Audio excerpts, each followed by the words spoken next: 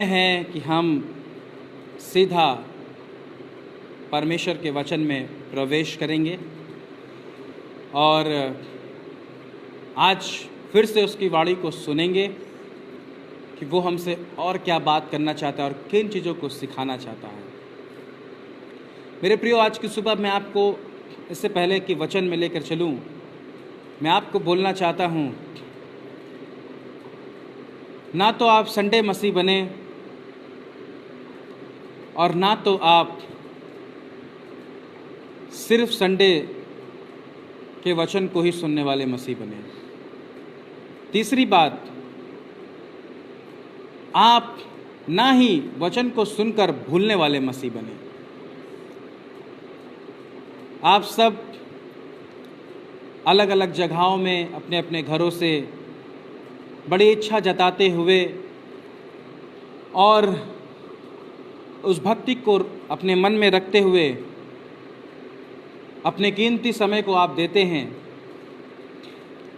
तो मैं यही निवेदन करूंगा कि जब आप प्रभु के वचन को सुनते हैं तो उसको बहुत ध्यान से सुनें और कोशिश या करें कि जब सर्विस समाप्त होती है तो खुद से अपने घर में उसके बाद प्रार्थना करें कि जो वचन मैंने आज सुना है परमेश्वर और आपने जो बोला है, मैं उसे याद करके उस पे चलने वाला बनूं या बनने पाऊं। और कोशिश करें इस वचन को मनन करने के लिए और विचार करने के लिए, और इस बात को ध्यान दें कि क्या जो सुना है आप उस पे चलते हैं। मेरे प्रियो, परमेश्वर ने अपने वचन को अपने नाम से अधिक महत्व दिया है और हमारे जीवन में यही एक सबसे बड़ा सफलता है कि जब हम उसके वचन को सुनें और अपने हृदय में ग्रहण करें और उसके अनुसार चलें। सो इन बातों का ध्यान रखें और बढ़ें। हालेलुया। परमेश्वर आपको आशीष दे। पिछली बार हमने बहुत सी खूबसूरत बातों को सीखा था। लूका रचित सुसमाचार और उसका 1 अध्याय, और हमने 5 पद से लेकर आगे 24 पद तक मैंने बोला था ये एक स्टोरी है जकरिया, एलिशबा और उनका पुत्र यूहन्ना और सबसे सर्वश्रेष्ठ परमेश्वर। हालेलुया।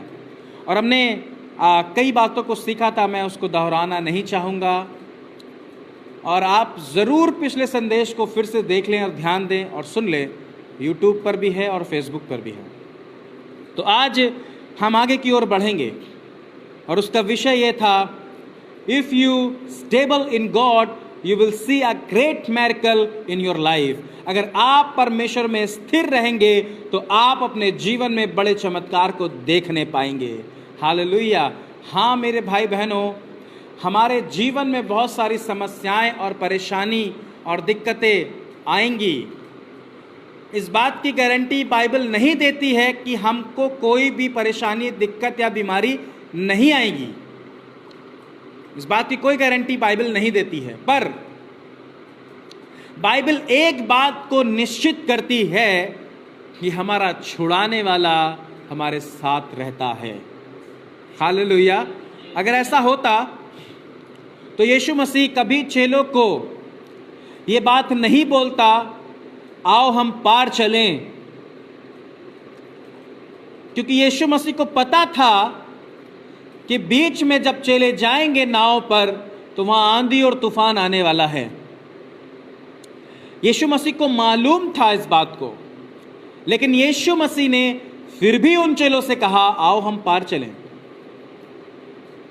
एक घटना में यीशु मसीह नाव पे सो रहा था और दूसरी घटना पे यीशु मसीह उनके साथ नहीं गया था, वो बाद में आया।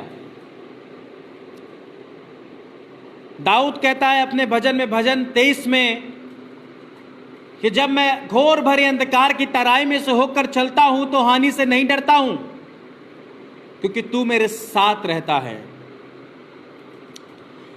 घोर भरी अंधकार की तराई हमारे जीवन में आएगी, आंधी और तूफान हमारे जीवन में आएगा, महामारी और बीमारी हमारे जीवन में आएगी, समस्याओं का पहाड़, दुखों का पहाड़ हमारे जीवन में आएगा, निराशाएं, डिप्रेशन हमारे जीवन में आएगी, मृत्यु हमारे जीवन में आएगी, इन्फेक्शन हो सकता है, बीमारी कोई भी हो सकती है। पर एक बात का निश्चय बाइबल हमें देती है कि हमारा छुड़ाने वाला हमारे साथ रहता है। हालेलुया। और इतना ही नहीं, वो हमें उन समस्याओं से छुड़ाता है और उन आंधी और तूफान को शांत करता है। पर परमेश्वर कभी नहीं रोकता कोई भी चीज आपके जीवन में आने से। वो 99% इस बात को अनुमति देता है हमारे जीवन के लिए कि हम उस परेशानियों से होकर गुजरें, उन समस्याओं से होकर गुजरें। 1% मैंने क्यों नहीं कहा? वो दयालु है। हालेलुया। क्योंकि बाइबल ये भी तो बताती है कि हम कभी ऐसी परीक्षा में नहीं पड़े जिससे हमारा लहू बहा हो, और ना ही वो आपको ऐसी कभी परीक्षा में पढ़ने देगा।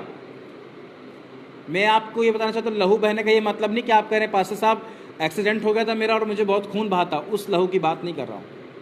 वो पाप से ऐसी मुठभेड़ जिस तरह यीशु मसीह ने की, उस तरह की बात कर रहा हूँ। वो आपको ऐसी परीक्षा में नहीं पढ़ने देगा, बाइबल बताती है, जो आपके सहने से बाहर हो।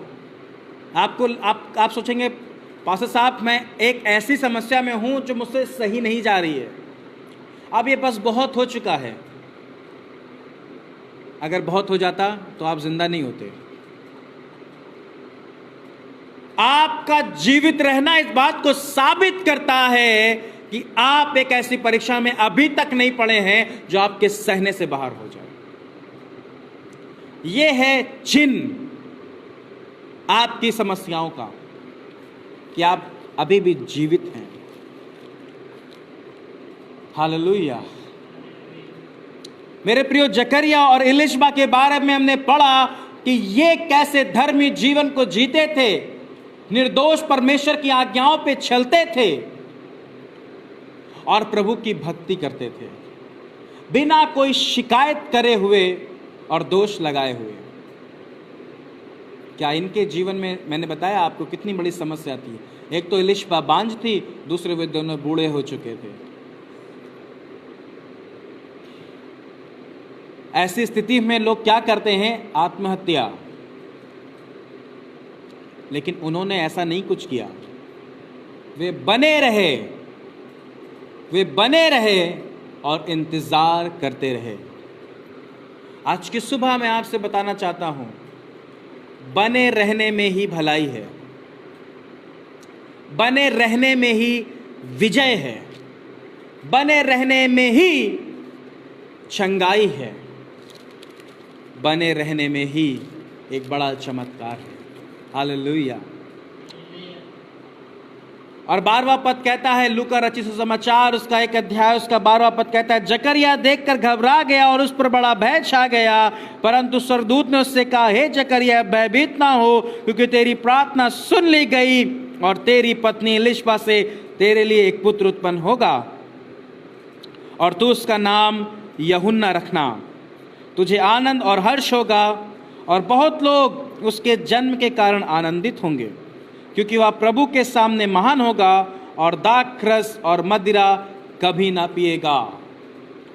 मेरे प्रियो, मैं आपको एक बात यहाँ पे बताना चाहता हूँ कि जिस तरह से इस इलिशबा और जकरिया ने अपने जीवन में बड़े दुख को और संघर्ष को और कई सारी निराशाओं को अपने जीवन में झेला था, उससे कहीं बड़ी योजना परमेश्वर ने इनके जीवन में बना के रखी हुई थी।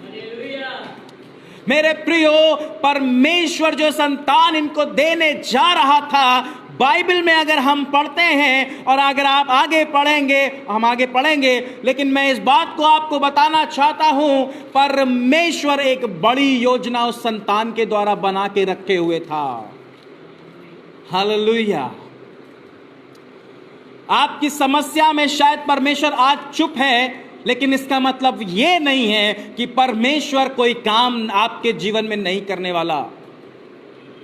वो इसलिए चुप है क्योंकि वो एक बड़ी योजना आपके जीवन में बना रहा है।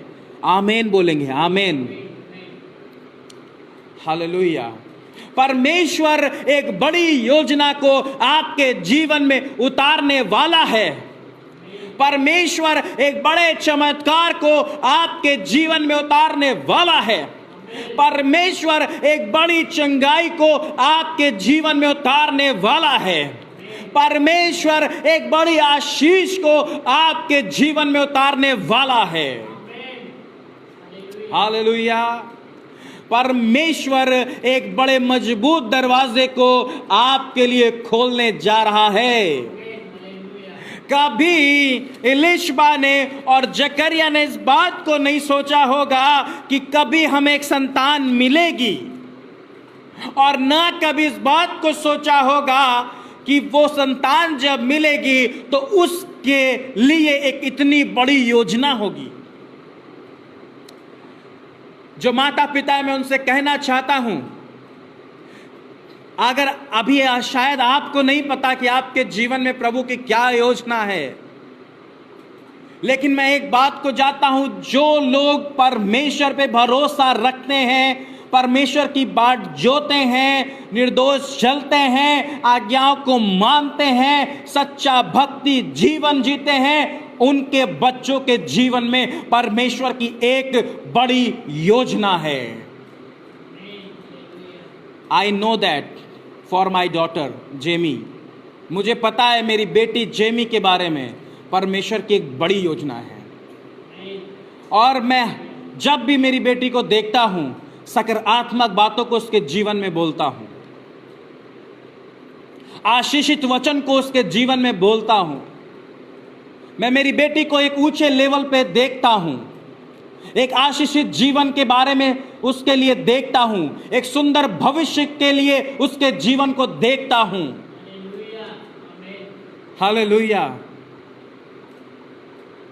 क्योंकि मुझे पता है कि इससे पहले कि वो मेरी संतान है, वो उस परमेश्वर की संतान है जिसने उसकी हड्डी हड्डी की रक्षा सुरक्षा की और उसको बनाया है। लेकिन मुझको ये नहीं पता कि आप अपने बच्चों के बारे में क्या सोचते हैं और क्या कल्पना करते हैं। यह निर्धारित कर दिया गया स्वर्ग से कि वो बच्चा कैसा होगा। What a blessed parent, जकरिया और एलिशबा, कितने धन्य वे माता पिता थे। हालेलुया। और यहां पर लिखा हुआ है, और अपनी माता के गर्भ ही से वो पवित्र आत्मा से परिपूर्ण हो जाएगा। What a blessing, क्या आशीषित चीज है ये बात है। आज कई विश्वासियों को 10 साल हो गया है, वो पवित्र आत्मा के बपतिस्मे को नहीं प्राप्त कर पाए, लेकिन यहां पर एक माता पिता के संघर्ष करने के द्वारा उनके बच्चे को एक बड़ी आशीष मिली कि वो जन्म ही से पवित्र आत्मा से भरपूर होगा। हालेलुया। पवित्र आत्मा से भरा हुआ एक बच्चा। मेरे प्रियो, मैं आपसे इस बात को बताना चाहता हूं, अगर आप शादीशुदा हैं और आपके संतान हैं और या अभी नहीं भी हुई है, और जिनकी है मैं उनसे बता देता हूं, अगर आप मसीह में एक सही जीवन को जिएंगे, आपका बच्चे के जीवन में उन भली बातों को वो काटने पाएंगे। आज शायद आपको भक्ति करने में थोड़ा सा दुख उठाना पड़ रहा हो, यीशु मसीह के पीछे चलते हुए थोड़ा सा विरोध सहना पड़ रहा हो, कठिनाइयों का सामना करना पड़ रहा हो, लेकिन बाइबल इस बात की गवाह है, जिन्होंने इस तरह का भक्ति जीवन जिया है, उनके बच्चे बहुत ही आशीषित हुए हैं। उनके बच्चे परमेश्वर की सेवा के लिए इस्तेमाल हुए हैं, उनके बच्चे परमेश्वर की महिमा के लिए इस्तेमाल हुए हैं। मेरे प्रियो, अगर आप अपने बच्चों की बेहतरी लाइफ को देखना चाहते हैं, तो जिस तरह से आप अपने बच्चों के लिए ये बोझ दिखाते हैं कि वो अच्छी एजुकेशन को प्राप्त करें, उससे दुगनी रीति से क्या आप अपने बच्चों के लिए आत्मिक बातों के लिए चिंता करते हैं? आज बहुत से माता पिता ने अपने बच्चों को अच्छी एजुकेशन देने के लिए बहुत सी डिजिटल चीज़ों का उपाय करके रखा हुआ है। महंगे महंगे फ़ोन दिला के रखे हुए हैं उनको, ताकि वो अच्छी शिक्षा प्राप्त कर लें। अरे क्या कभी आपने ये देखा आपका बच्चा बाइबल पढ़ता है? क्या आपने कभी ये देखा आपका बच्चा दुआ करता है? कभी आपने ये देखा क्या आपका बच्चा परमेश्वर के गीतों को गाता है? क्या आपका बच्चा उस मोबाइल से कोई अच्छी वीडियो को देखता है? क्या आपका बच्चा संडे स्कूल अटेंड करता है? आपको बस इतना पता होना चाहिए कि 10 से 12 और 1 बजे तक उसकी रोज क्लासेस चलती हैं, क्या वो उसमें बैठ रहा है या नहीं बैठ रहा है। इतनी चिंता करते हैं बाप अपने बच्चों के लिए? या कभी ये भी देखने की कोशिश करते हैं? आज तो खुदा का धन्यवाद मैं करता हूं, और सच में ऐसे लोगों का, चर्च का मैं धन्यवादित हूं जिन लोगों ने उस संडे स्कूल को भी प्रस्तुत कर दिया है ऑनलाइन, डिजिटल तरीके से। परमेश्वर का भी काम हो रहा है। मेरे भाई बहनों, कितनी चिंता है आपको अपने बच्चों के लिए। कोई चाहता है मेरा बच्चा डॉक्टर बने, कोई चाहता है मेरा बच्चा इंजीनियर बने, कोई चाहता है मेरा बच्चा ऑफिसर बने, पायलट बने, बड़े बड़े अधिकारी बने। बहुत अच्छी बात, इसमें कोई बुरी बात नहीं है। पर कितने माता पिता इस बात को चाहते हैं मेरा बच्चा परमेश्वर की सेवा करे। Nobody wants, कोई नहीं ये चाहता।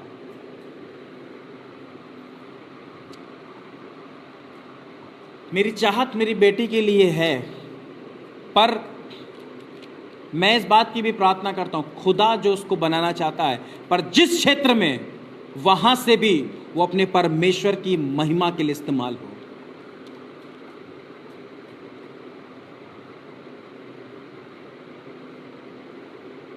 आप एक अच्छे पेरेंट्स बन सकते हैं,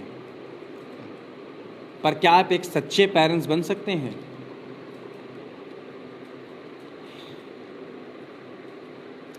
आप एक अच्छे पेरेंट्स बन सकते हैं, पर क्या आप एक आत्मिक पेरेंट्स बन सकते हैं? इस बात को सोचना बहुत ज़रूरी है। और मैं उनको भी बता दूं जिनको आज संतान नहीं है, जो प्लानिंग कर रहे हैं, क्या डिज़ायर को लेकर चल रहे हैं आप अपने होने वाले संतान के लिए? आत्मिक जीवन के बारे में कैसी प्रार्थना कर रहे हैं? या कोई बहन अगर प्रेग्नेंट है तो वो कितनी इस समय दुआ कर पा रही है और खुदा का वचन पढ़ पा रही है, सुन पा रही है? वो अलग की बात है। शारीरिक दशा बहुत अपोजिट होती है आत्मिक चीज़ों को समझने के लिए और उसे करने के लिए। But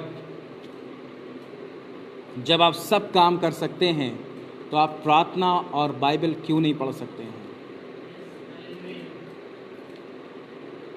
hallelujah. इनकी भक्ति भरा जीवन ने इनके बच्चे के ऊपर एक बड़ी बड़ी आशीषों को उतार दिया, एक बड़ी बड़ी आशीषों को उतार दिया। अगर एक माँ विश्वास में, उसका हस्बैंड विश्वास में नहीं है, तो आप बिल्कुल ये बात की चिंता मत करिए अपने बच्चों के लिए कि जैसा मेरा पति है वैसे मेरे बच्चे होंगे। नहीं होंगे। अगर आप एक सच में परमेश्वर का भय मानने वाली स्त्री हैं और उससे अपने बच्चों के लिए प्रार्थना करती है, मैं आपको एक बात बताना चाहता हूं, उसके पिता का असर उस पर नहीं पड़ने वाला, बल्कि उसके स्वर्ग पिता का असर उस पर पड़ने वाला है। अगर आप एक पति हैं और आपकी पत्नी विश्वास में नहीं है, तो अगर आप अपने बच्चों के लिए प्रार्थना करते हैं, तो आप भी एक पुरुष होने के नाते इस बात की चिंता मत करें कि जैसे मेरी पत्नी अविश्वास में वैसे मेरे बच्चे होंगे। नहीं, अपने बच्चों के लिए लगातार प्रार्थना करें। मैं आपको बताना चाहता हूं, परमेश्वर में वे अच्छे और ब्लेसेड होंगे, धन्य आशीषित होंगे। अगर आप एक भक्तिपूर्ण जीवन जीते हैं तो, वरना तो ये 100% चांस है कि वो ऐसा हो सकता है आपका बच्चा। हालेलुया, जीसस, धन्यवाद। क्यों मैं इस बात को बता रहा हूँ?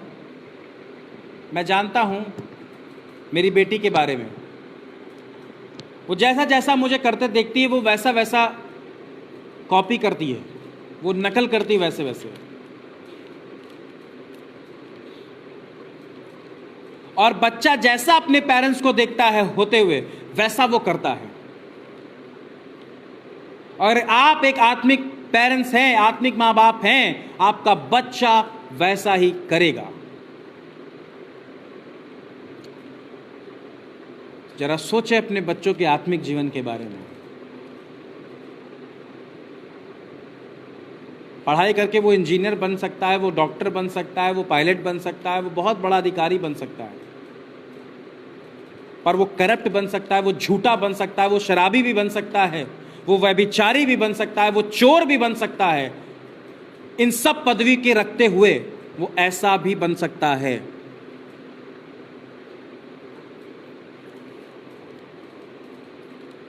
मेरे प्रियो, क्योंकि डॉक्टर और बाकी के सारे पदवी वाले सब इंसान होते हैं, और इंसानों में ये चीज़ें नेचुरल हैं, पाई जाती हैं, संसारिकता। लेकिन ये आपकी प्रार्थना होने पाए आपके बच्चों के लिए कि उसके साथ साथ उनका आत्मिक जीवन भी बैलेंस होने पाए, ताकि वो अच्छे ईमानदार डॉक्टर बने, वो एक ईमानदार एडवोकेट बने और सच्चा एडवोकेट बने, वो एक अच्छा और सच्चा नेता बने।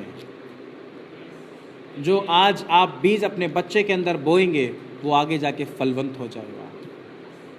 हालेलुया। आज हमें ऐसे लोगों की ज़रूरत है, और वो तब होगा जब आज ये बीज हम अपने बच्चों के अंदर बोएंगे। बहुत से बच्चे अपने चाचा चाची, बुआ फूफा और उनके रिलेटिव के साथ रहते हैं। अगर आप ऐसे बच्चों की देखभाल कर रहे हैं तो मैं आपको बताना चाहता हूं, अगर वो बच्चे आपके साथ ज़्यादा समय बिताते हैं और आप प्रभु में हैं, कोशिश ये करें कि उन बच्चों को कैसे आप प्रभु के बारे में बता सकें और यीशु मसीह के बारे में बता सकें, और कैसे उन बच्चों को भी आप प्रभु में बढ़ा सकें। मैं अपनी गवाही देना चाहता हूं, मैं शुरू से मेरी नानी के पास में रहा, और मेरे ननिहाल में कई लोग प्रभु को जानते थे। उस समय मैं छोटा था और वे चर्च जाते थे, और मैं भी उनके साथ चर्च जाया करता था। हालांकि मेरी नानी यीशु मसीह पे विश्वास नहीं करती थी, और मुझे भी इतना यीशु मसीह के बारे में पता नहीं था। मैंने संडे स्कूल भी बचपन में अटेंड किया है, और मुझे एक गाना बहुत अच्छा लगता था बचपन से, नीले आसमान के पार जाएंगे, मेरा यीशु रहता वहाँ। उसके बाद मेरी नानी की तबीयत बहुत ख़राब हो गई। मेरी नानी ने मुझको अपने पिता के पास में छोड़ दिया, और मेरे पिता के घराने से भी कोई यीशु मसीह को दूर दूर तक नहीं जानता था। और जब मैं अपने पिता के घर पे आया तो मैं भूल चुका था यीशु मसीह कौन है, क्योंकि उस समय मैं छोटा था। जो मैंने अपने पिता के घराने में देखा, उनके परिवार में देखा, वो मैंने किया। वो यीशु मसीह की आराधना नहीं करते थे, मैं भी आराधना यीशु मसीह की नहीं करता था। वो दूसरे ईश्वरों की आराधना करते थे, मैं भी उनके साथ वही करता था। और ऐसे ही मैं बड़ा हो गया, और मैं वही चीज़ें करता था जो मेरे पिता के घर में होती थी। लेकिन कहीं ना कहीं मेरे अंदर कभी ना कभी एक गीत चलता था, नीले आसमान के पार जाएंगे, मेरा यीशु रहता वहाँ। जब मुझसे कुछ बात को कोई पूछता था कि तुम्हारी शादी तुम कैसे करोगे, या कोई भी ऐसी शादी की बात, मैं हमेशा भले इस बात को मजाक में कहता था, पर पता नहीं क्यों मेरे मन में एक बात को रहती थी, मैं जब भी शादी करूंगा तो एक क्रिश्चियन मैरिज करूंगा। ये दो बातें मेरे जीवन में बनी हुई थी, और कहीं ना कहीं एक धुंधली याद यीशु मसीह के विषय में मेरे जहन में बसी हुई थी। और मेरे प्रियो, जीवन में एक कठिन ऐसा समय आया कि जब सब मैं हार चुका था और सब करके देख चुका था। मेरे पिता के घराने में जिनकी ईश्वरों की आराधना होती थी वो सब कुछ मैं करके देख चुका था, लेकिन फिर से मुझे वो धुंधली याद आ गई यीशु मसीह के बारे में, और मेरी मुलाकात एक मसीह मेरे भाई से हो गई और उन्होंने मुझको चर्च में इनवाइट किया, परमेश्वर के भवन में। मेरे प्रियो, कई साल पहले वो बीज जो मेरे बचपन में बोया गया था मेरे हृदय के अंदर, आज वो फलवंत हो गया है। एक सेवक के रूप में परमेश्वर ने उठा के खड़ा कर दिया और आज वो अपनी महिमा के लिए मुझको इस्तेमाल कर रहा है। आज वो मुझे बचाकर कई जिंदगियों के लिए इस्तेमाल कर रहा है और कई जीवन बच रहे हैं। आपके बच्चे के जीवन में भी ये हो सकता है। Hallelujah, hallelujah. बजाय इसके कि आपके बच्चे के जीवन जिंदगियां बर्बाद हो, आपके बच्चे के जीवन के द्वारा कई जीवन सुरक्षित बचने पाए यीशु मसीह में। हालेलुया। ये बीज तो फलवंत हो गया और आपके सामने मौजूद है, पर आपको आज अपने बच्चों के बारे में सोचना बहुत जरूरी है। जो परमेश्वर मुझको मेरे बचपन से जिसने मुझे चुना और उसका बीज वचन का मेरे अंदर बोया हुआ था और आज यहाँ लाके खड़ा कर सकता है, जीवन को बचा के इस्तेमाल कर सकता है, बहुत सी जिंदगियों को बना सकता है, सुधार सकता है, संवार सकता है, वही परमेश्वर आपके बच्चों के द्वारा भी बड़े बड़े काम को कर सकता है। हालेलुया। परमेश्वर की देखिए क्या योजना थी उस बच्चे के जीवन से। 16वां पद हम पढ़ रहे हैं, वहां पर लिखा है, और इस्राएलियों में से बहुत तेरे को उनके प्रभु परमेश्वर की ओर फेरेगा। हालेलुया। क्योंकि बहुत से लोग प्रभु परमेश्वर से दूर हो चुके थे उस समय इस्राएल में, और वो ऐसा धन्य बच्चा होगा जो परमेश्वर की ओर लोगों को फेर के लाएगा। और यहां पर लिखा हुआ है, वह एलिया की आत्मा और सामर्थ में होकर उसके आगे आगे चलेगा कि पितरों का मन बाल बच्चों की ओर फेर दे। हालेलुया। कितनी बड़ी आशीष उस बच्चे के जीवन में थी। और आज्ञा ना मानने वालों को धर्मियों की समझ पर लाए। देखिए, आज्ञा ना मानने वालों को धर्मियों की समझ पर लाए। हालेलुया। मुझे नहीं पता था आज्ञाकारिता क्या होती है, आज्ञा मानना क्या होता है, क्योंकि इसका सबसे बड़ा एक फेलियर जो था वो यह था कि कभी मुझे पता ही नहीं है कि माता पिता का कहना या आज्ञा होती क्या है। क्योंकि जैसे जब मैं इस समझ में आऊं कि अपने माता पिता को समझूं या उनके प्रेम को समझूं या माता पिता होते क्या इस बात को समझूं, उससे पहले मेरे माँ बाप की डेथ हो चुकी थी और वो इस दुनिया को छोड़ चुके थे। तो कभी भी मुझे इस आज्ञाकारिता के बारे में पता ही नहीं था कि ये होता क्या है, और मुझे वही जो मेरा मन करता था, जो मुझे अच्छा लगता था, मैंने अपने जीवन में किया। पर मैं धन्यवाद देता हूँ उस परमेश्वर का जिसने मुझे अपनी संतान होने का अधिकार दिया। Oh Jesus.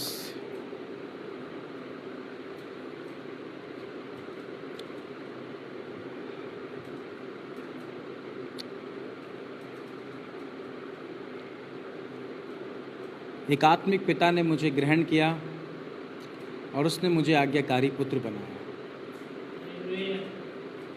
मैं ये तो नहीं कहता हूँ कि मैं बहुत ज़्यादा आज्ञाकारी हूँ, पर मैं ये ज़रूर कह सकता हूँ कि मैं धीरे धीरे उसकी आज्ञाओं में बढ़ रहा हूँ। और मैं ये बात को जानता हूँ कि आज मैं परमेश्वर की आशीष पाकर उसके आज्ञाओं को प्रचार करता हूँ। और मैं धन्यवाद देता हूँ मेरे परमेश्वर का, उसने मेरे जीवन में ये आशीष दी। ऐसे कई एक भाई बहन हैं जो आज आज्ञाओं को मानते हैं और आज्ञाओं का पालन करते हैं।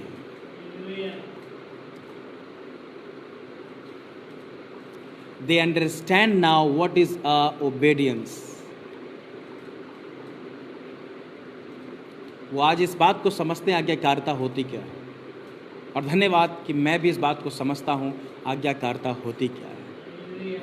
वो मेरे पिता ने मुझे कभी नहीं छोड़ा, उसने मुझे सिखाया, क्योंकि उसको पता था इसके माता पिता तो नहीं रहे, लेकिन धन्यवाद देता हूँ ये स्वर्ग के परमेश्वर ने मुझे बड़ी बेहतरीन रीति से आज्ञाओं को मानना सिखाया।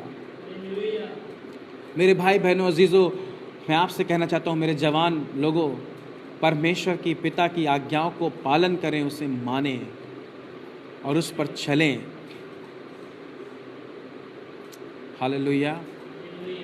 उसका प्रतिफल बहुत बड़ा है, उसकी योजना बहुत बड़ी है। हालेलुया। और लिखा हुआ है उसी में, और प्रभु के लिए एक योग्य प्रजा तैयार करें। Hallelujah. He is our king, क्योंकि वो हमारा राजा है, और वो उस बच्चे को इतनी आशीष देने वाला है कि वो बच्चा उस राजा के लिए एक प्रजा को तैयार करे। मेरे जवानों, भाई बहनों, मैं आपसे कहना चाहता हूं, आज्ञाओं को मानना शुरू करो, परमेश्वर का वचन पढ़ो, और जैसे उसमें सबोपदेशक में लिखा है, उसके 12 के 1 में भी और उसके 11 के 1 में भी और उसके बाद में भी, मैं पढ़ देता हूँ 1 मिनट। हालेलुया। कुछ जवानों के लिए मेरे पास में एक वचन है, मैं उसको पढ़ देता हूँ। हालेलुया। ओके, 11 का 9 वहाँ पर लिखा है जवानों के लिए, हे जवान, अपनी जवानी में आनंद कर और अपनी जवानी के दिनों में मगन रहे, अपनी मनमानी कर और अपनी आंखों की दृष्टि के अनुसार चल, परंतु यह जान रख कि इन सब बातों के विषय परमेश्वर तेरा न्याय करेगा। अपने मन से खेद और अपनी देह से दुख दूर कर, क्योंकि लड़कपन और जवानी दोनों व्यर्थ है। 12वें के 1 में कहता है, अपनी जवानी के दिनों में अपने सृजनहार को स्मरण रख, इससे पहले कि विपत्ति के दिन और वे वर्ष आए जिनमें तू कहे कि इनमें मेरा मन अब नहीं लगता। मेरे भाई बहनों जवानों, मैं आपको बताना चाहता हूं, परमेश्वर की आज्ञाओं को मानो, उसका पालन करो। बाइबल जो बताती है उसकी कोशिश करो मानने के लिए, अपने जीवन को पवित्र जियो। और मैं आपसे बताना चाहता हूं कि परमेश्वर का वचन इस प्रकार से भी जवानों के लिए कहता है, अंत के दिन में जवान दर्शन देखेंगे और उनके ऊपर परमेश्वर पवित्र आत्मा को ढेल देगा, और जवान परमेश्वर की महिमा के लिए, उसकी सेवकाई के लिए इस्तेमाल होंगे। हालेलुया। भले शायद आपके माता पिता विश्वास में नहीं हों, आप अपने घर से अकेले चल दिए हों, पर आप एक जवान हैं। मैं आपसे बताना चाहता हूं, आपकी प्रार्थना, आपका भक्ति जीवन आपके जीवन को संवार सकता है और निखार सकता है। मेरे माता पिता भी विश्वास में नहीं थे, कोई गाइड करने वाला नहीं था, पर मैं आज धन्यवाद देता हूं कुछ मेरे आत्मिक दोस्तों के लिए, आत्मिक जनों के लिए, जिन्होंने उस समय सहायता मदद करी। अपने जीवन में आत्मिक दोस्त बनाओ, आत्मिक लोगों से संगति रखो। इस बात से मत निराश होना कि काश मेरे माता पिता भी विश्वास में होते, मेरे घराने से कोई विश्वास में होता तो मेरे लिए कोई प्रार्थना करता और मैं भी एक अच्छे जीवन को जीता। एक एग्जाम्पल मैं आपके सामने यहाँ पे खड़ा हुआ हूँ। मेरे घराने से भी कोई कभी भी प्रभु को जानता नहीं था, उसे मानता नहीं था, लेकिन जब मैंने प्रभु को जाना, उस पर चलना शुरू किया, उसके वचन को पढ़ना शुरू किया, उसकी आज्ञाओं को मानना शुरू किया, आज परमेश्वर ने एक सेवक के रूप में आपके सामने यहाँ पे खड़ा किया और बहुतों की जिंदगी को बचाने के लिए, बहुतों के जवान जीवन को बचाने के लिए वो मुझे इस्तेमाल कर रहा है। और जो परमेश्वर मुझको इस्तेमाल कर रहा है, मेरे जवान भाई बहनों, वही परमेश्वर आपको भी इस्तेमाल कर सकता है उसकी महिमा के लिए। Hallelujah, Jesus, hallelujah. मेरे प्रियो,